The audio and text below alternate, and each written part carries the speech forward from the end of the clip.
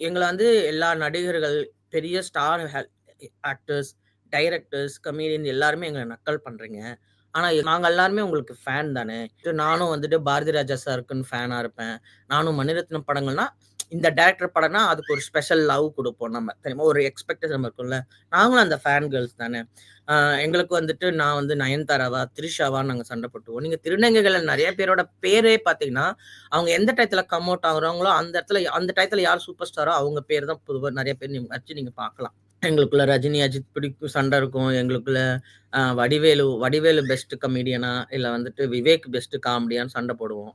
ஆனா, நான் வந்து இவங்க வந்து அஜித்துன்னு சண்டை போடுவோம், விஜய்ன்னு சண்டை போடுவோம், விவேக்ன்னு சண்டை போடுவோம், வடிவேலுன்னு சண்டை போடுவோம். ஆனா, இவங்க எல்லாருமே எங்கள கேவலாச்சுட்டு தான் இருப்பாங்க. இத ஏன் நீங்க நம்ம மேல கன்சர்னே இல்லாதவங்களா இருக்கிறாங்கன்ற ஆனா நாங்க வலியும் இவங்களுக்கு லவ் இருக்கும். குடுக்குறோம். நாங்க வந்துட்டு இவங்களுக்கு அவ்ளோ லவ் குடுக்குறோம். ஒரு ஆடியன்ஸா தமிழ் சினிமா ரசிகர்களா அவ்ளோ லவ் குடுக்குறோம். ஆனா நீங்க ஏன் எங்கள கன்சிடரேட்டே பண்ண மாட்டேங்கிறீங்க? எங்கள ஹர்ட் பண்ணுன்றத ஏன் நீங்க நினைக்க மாட்டேங்கிறீங்கன்னு சொல்லி ரொம்ப ரொம்ப உருக்கமா சென்டிமென்ட்டா ஒரு கட்டுரை வர எழுதினேன் அந்த ஐ படம் வந்தப்ப.